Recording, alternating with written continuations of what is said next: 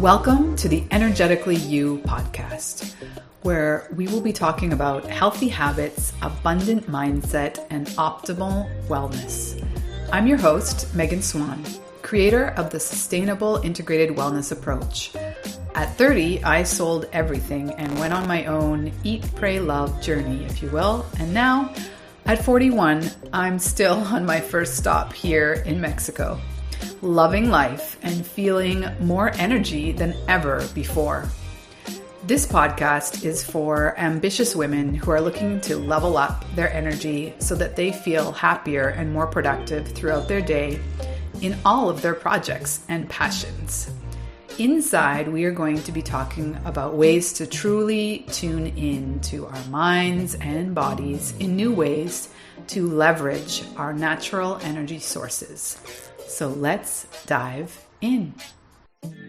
Welcome back to Energetically You. Today, I'm sitting here with Scott Aaron, a LinkedIn expert, author, business coach, and podcaster who I met on LinkedIn. And we have been chatting back and forth. I really enjoy his content and his energy, his way of really inspiring people to make better connections. So looking forward to this conversation. Welcome, Scott. Thanks, Megan. And it's an honor and privilege to be here and looking forward to diving in.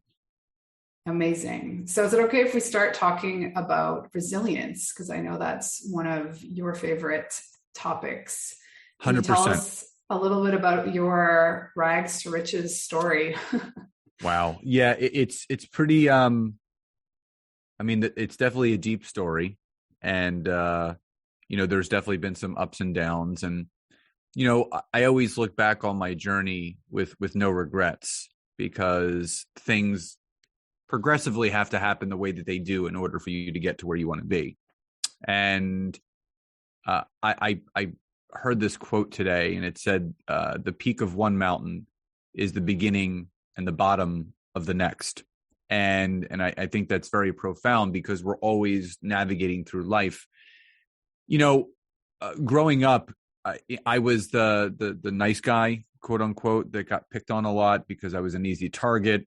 I kind of, took it on the chin a lot, and just kind of, was still very liked and admired by my peers. It was just, I was an easy target.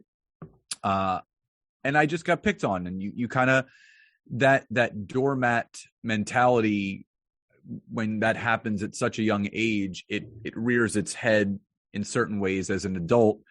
And that did lead to some relationships not working out for the best. But again, you gain that emotional maturity as you get older. So, I've been divorced a couple times, but learned so much through those relationships. And again, people hear divorce and they think failure. I feel success, because there's a certain level of maturity and understanding that people need to have to call it quits and to acknowledge that things aren't working out. And I think that there's more of a responsibility for people to actually say, hey, let's move in different directions, than those that actually stay in it for the wrong reasons. And in my second divorce, we had a child together. My son's 9 now.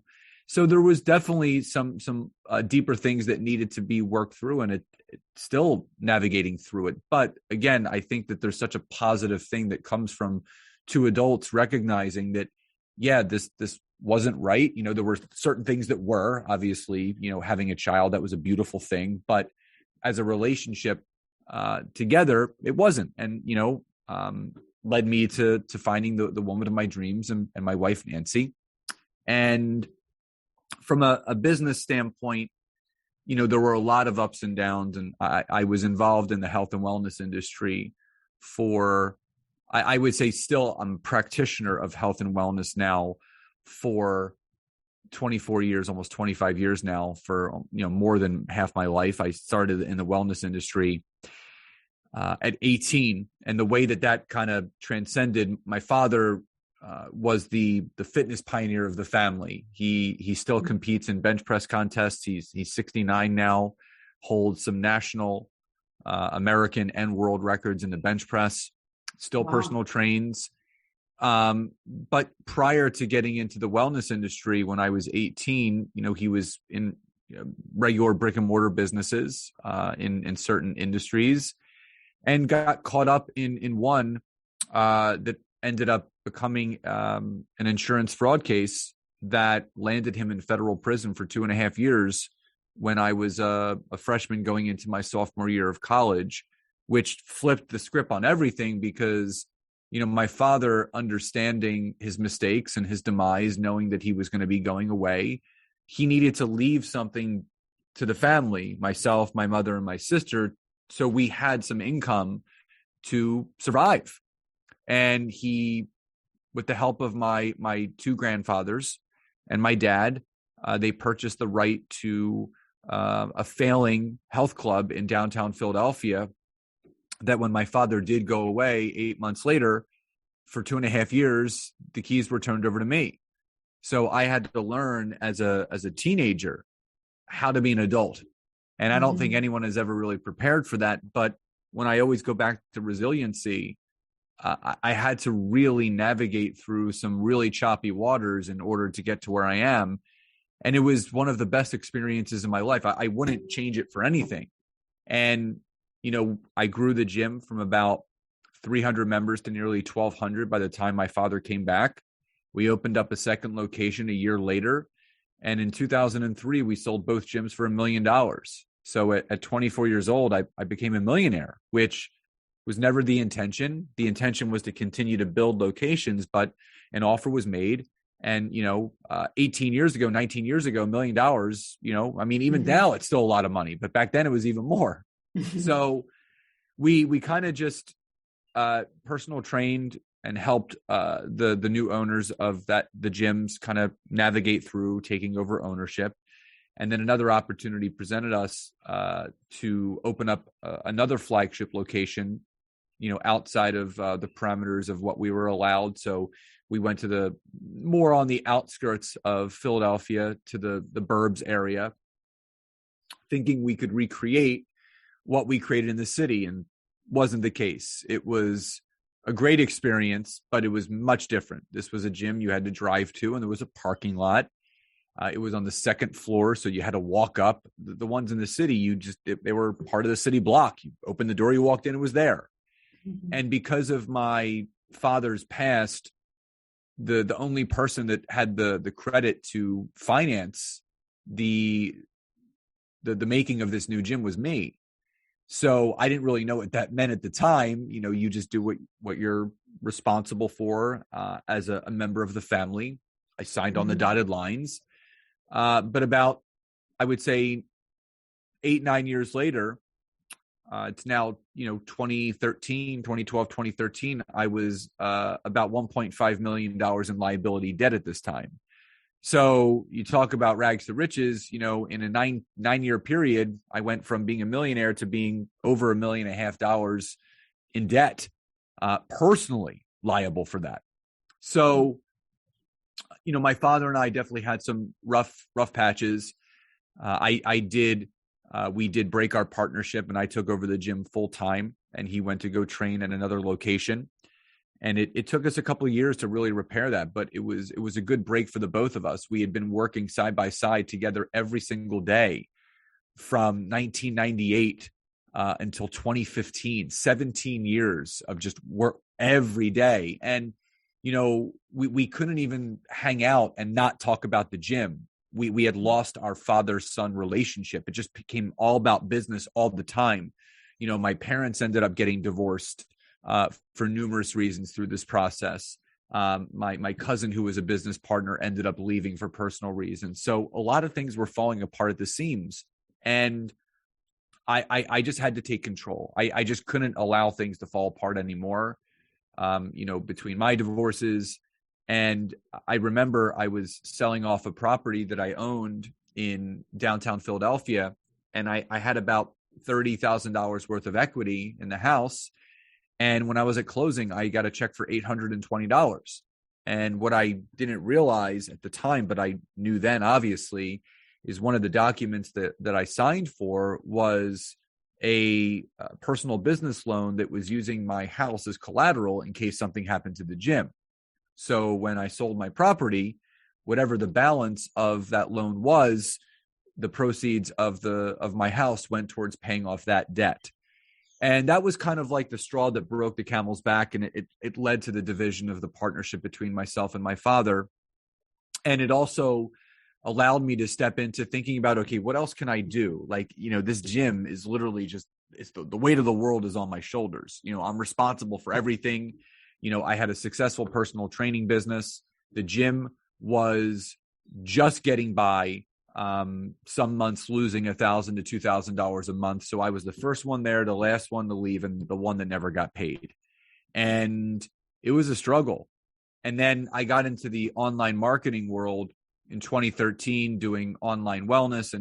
And I saw the opportunity that the internet provided because, I was just used to the four walls that surrounded me as a trainer. And you can relate to this as an ex-yoga instructor.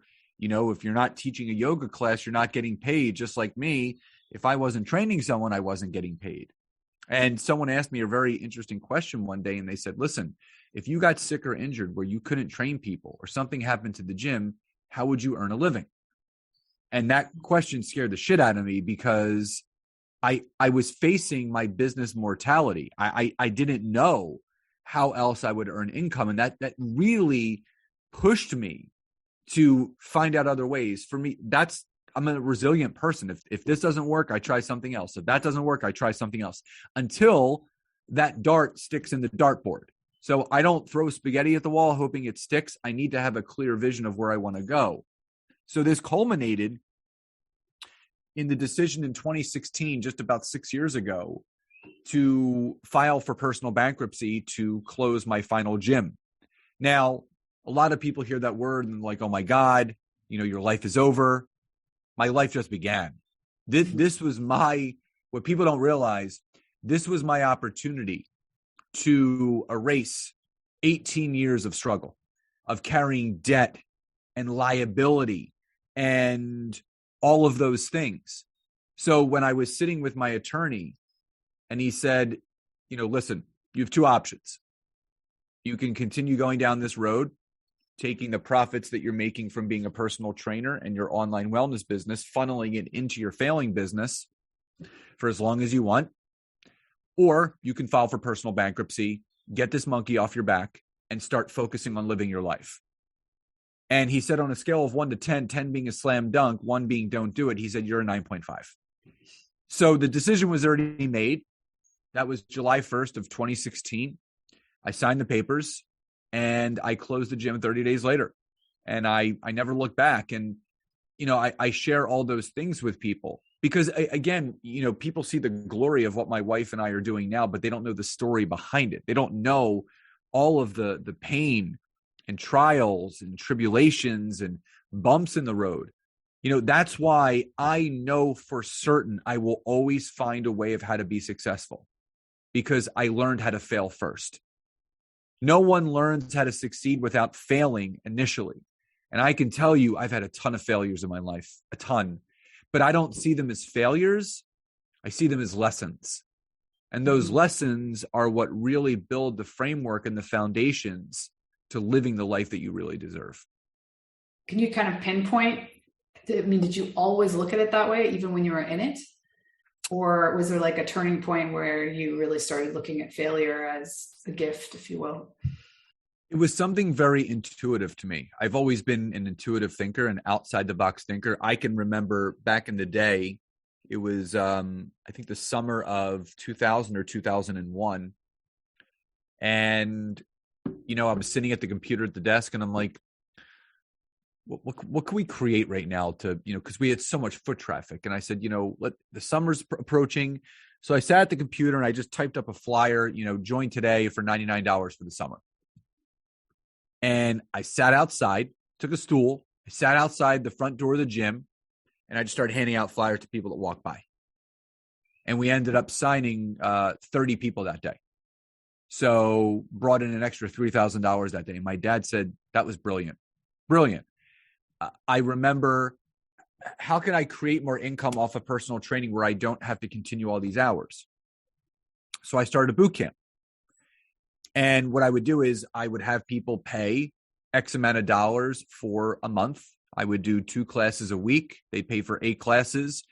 And the first time I launched it, I had like 30 people sign up. And it allowed me to start cutting back on some of my hours. I used to meet people at the grocery store and help them food shop. And I used to say to them, listen, stay to the 4 outside corners of the grocery store because all the crap is in the middle.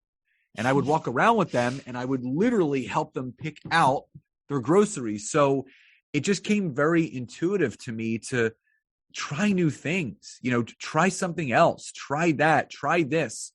When I launched my online personal training business, I didn't really know what I was doing, but I used to handwrite workouts, right? So I just started converting those handwritten workouts into Excel documents and started writing out workout after workout.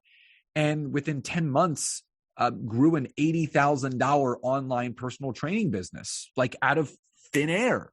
So if you don't try, you never will. So for me, the resiliency came from never settling for mediocrity. No one wakes up saying, you know what, I want to live a pretty mediocre life. I'm not good at sitting still. I need to be challenged. I don't like monotony. Now, I'm good with system, structure, and repetition. I learned that as a personal trainer. But I always need to be in that growth mindset space in my head. What can I do to stretch myself? Because I always look to my son for inspiration. And this being a mother of 2 kids, our kids challenge us every single day. And you see their growth. You see all the things that they're learning and they're achieving. And we're all kids inside. We're just, some of us have a little less hair and we're, a little bit older.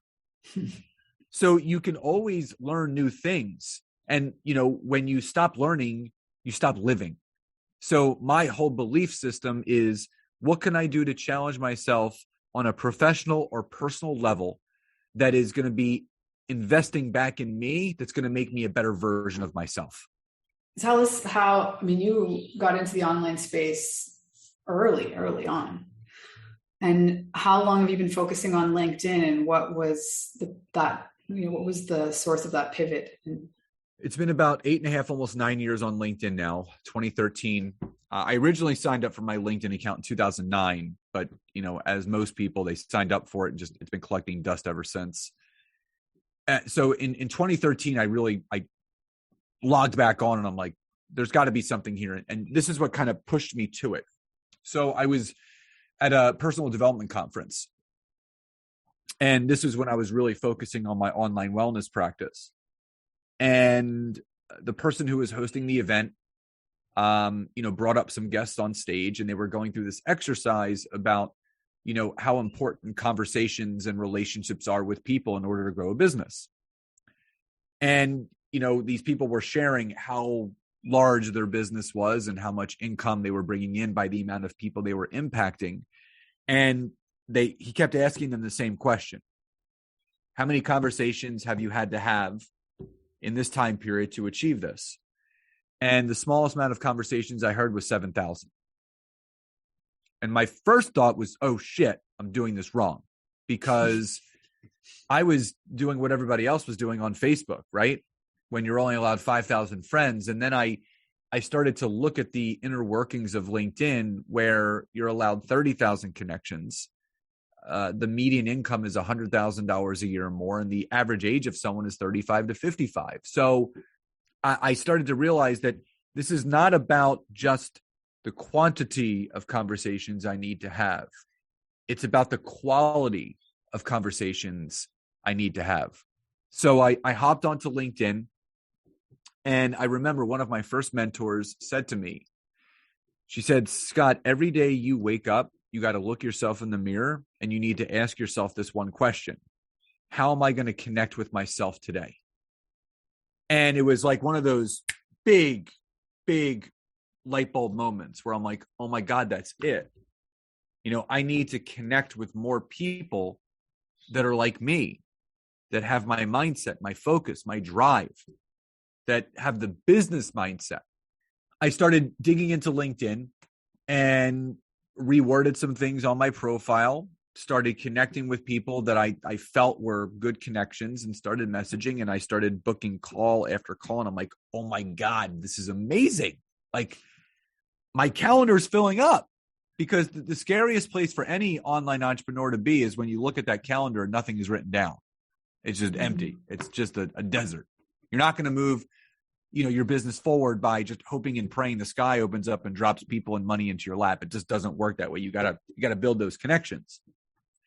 So as I was working through this was like August of 2014 now, I reached out to a buddy, Joe, of mine. And I said, Joey, listen, get on LinkedIn. He had a sales background. I said, get on LinkedIn and I want you to do X, Y, and Z of what I knew at the time. And I said, give it 2 weeks and get back to me and let me know what happens. 2 weeks goes by, shoots me a text, and he says, call me. So I called him and I said, what's up? And he goes, yeah. And I said, what's up? And he goes, dude, listen.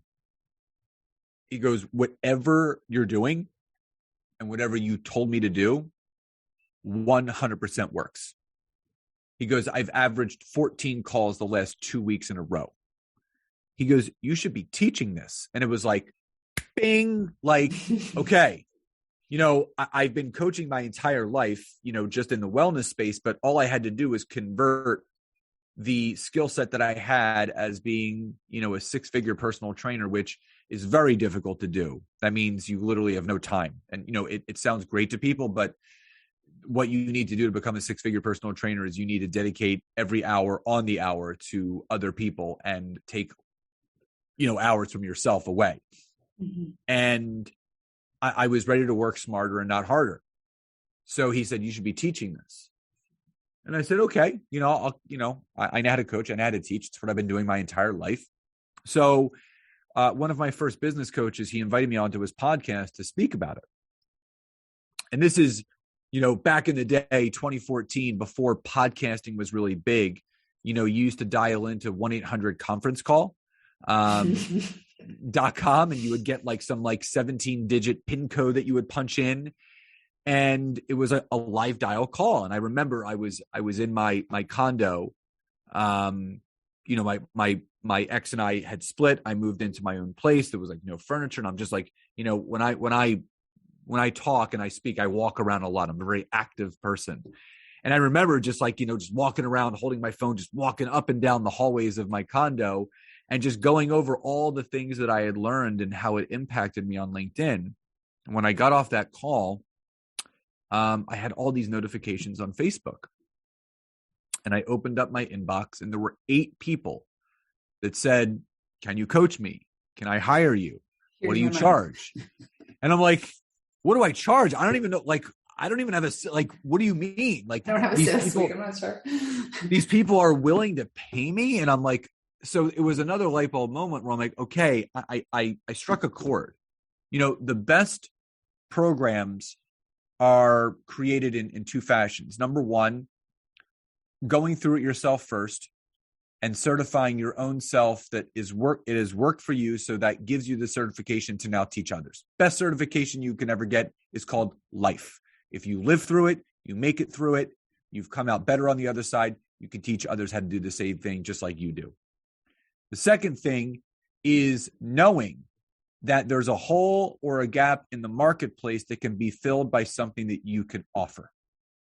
And there is still, to this day, 8 years later, a huge hole and gap in the LinkedIn marketplace where people still do not know how to leverage it the right way.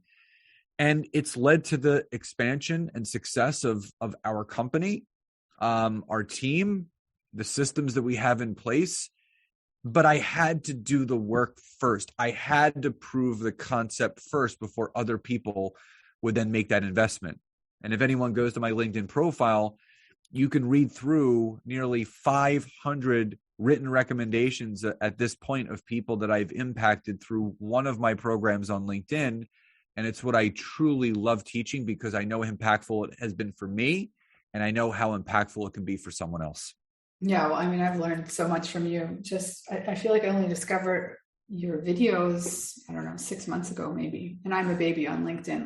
Like you said, I had an account for, I don't know how many decades, just collecting dust as a yoga teacher in the south of Mexico, or a city that no one's heard of. It wasn't really necessary. And so I'm still learning as I go, but I think, to your point, it's more, the quality of the connections is completely different. Yes. 100%. So much more strategic. So tell us where you see it going, because I know, like, it's quite new that they have even the ability to go live, and you've taken advantage of that probably from day one that it was available. So the interesting thing, LinkedIn is, I believe, always on the forefront of creating the ability to make more meaningful connections on social media.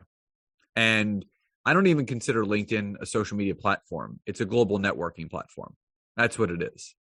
It's not Facebook. It's not Instagram, even though people try to make it that by taking garbage that they've posted on Facebook and Instagram and try to post it on LinkedIn for clickbait. And clickbait works on any social media platform and channel, for that matter. And it really drives people crazy. The scandalous pictures that people post, the fake inspirational videos from 2004, and just it just gets really diluted. But the one thing that I do love about LinkedIn is that, because you're allowed these 30,000 connections, you can create and curate any network that you want. And, LinkedIn Live, it is so powerful. It took me six applications to actually get approved, because I got in, fairly early on. I was one of the early adapters. I've probably been doing it for about a year and a half now. They're more lenient now with how to get approved for it. But the old credentials, you used to have, I believe, over 10,000 followers or connections, and they reduced that to 150 now. So, because they want more people to use the application, which makes complete sense. And I'm glad they did that, because I help my clients now get approved and start, doing those kind of videos. But they're always on the forefront of trying to find new and interesting ways of having people better connected to their networks, whether it's through the push notifications, which are the happy birthday messages, the work anniversary messages. But I also do like how they really protect our networks, where, they limit the amount of messages you can send a day. They limit the amount of connections you can send per day. They frown upon using automation or software, so they're kicking those people off. They frown upon people that log into someone else's account, acting as them, connecting and messaging for them. But in all honesty, one of the most exciting features that I love is the newsletter feature that LinkedIn has started to roll out.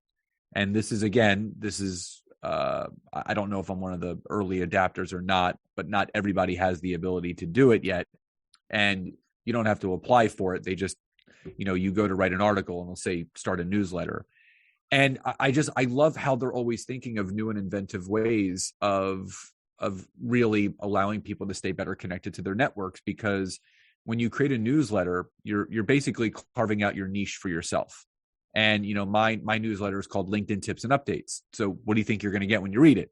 You're going to get LinkedIn Tips and Updates, which is a very powerful thing for people to want to learn. They're on LinkedIn, so it's a reason for them to subscribe. And I've had it for about a month now, and I'm closing in on 5,000 subscribers already. And wow. The cool thing is, when you create a newsletter, LinkedIn sends an invitation for you to every one of your connections to subscribe.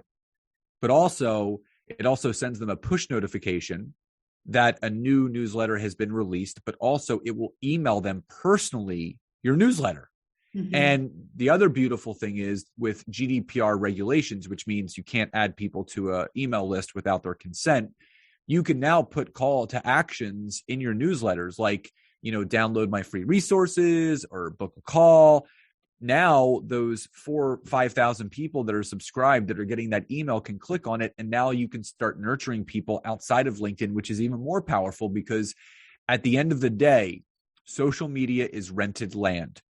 If you are solely building your business on social media and you're not building a warm email list outside of it, you are setting yourself up for failure, because God forbid something happens with social media and things shut down or get temporarily suspended. How are you going to stay connected with your audience?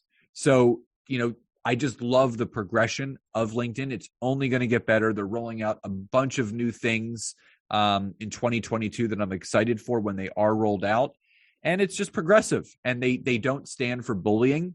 They don't like too many political things. They don't like polarizing things. They want to keep it the way that it should be, which is business networking and collaborating and providing value-added content, at its best. The newsletter thing is on my radar. I love it. Speaking of connecting, what is the best way for people to find you besides LinkedIn? ScottAaron.net. My website is obviously a great way. It's got all my social handles on there. Facebook, Scott Aaron. I do have a free Facebook community called LinkedIn Leads for Life, where I do extra trainings in there for people on Facebook. And on Instagram, it's at Scott Aaron LinkedIn. Instagram is more of my, I would say, playful outlet. I do reels every day, and some of them are kind of, just cheeky and fun. Others are, some, overdubbed inspirational quotes and stuff, or, it's a lot of entrepreneurial motivation. So I really try to use each platform differently. I want people to see all sides. Yeah. I just want people to see all sides of me. Facebook is more my personal side. So you see, my hobbies, I collect baseball, sports cards still. So that's a big passion of mine. But, my family, my wife, my dogs, my son, my Jewish heritage. I really like to, use that personal side on Facebook. And then, Instagram is my cheeky fun side. And then LinkedIn is obviously my educational and, business side. So you can find a little bit about all of who I am, on all three of those platforms. Well, I'm definitely going to follow you on Instagram to get to know your cheeky side. And I feel like we'll be in touch. So thank you so much for your time today. Thank you, Megan. Appreciate you. And thanks for having me. Thank you so much for listening to Energetically You. I hope that this episode has helped you to tune into your natural energy sources so that you feel more energized and focused throughout your day. If you enjoyed the episode, please take a second to rate and review. Each review helps us to help more ambitious women just like you accomplish their goals. Don't forget to take a screenshot, share it on social or in your Instagram stories, and tag me at Megan Swan Wellness. See you soon.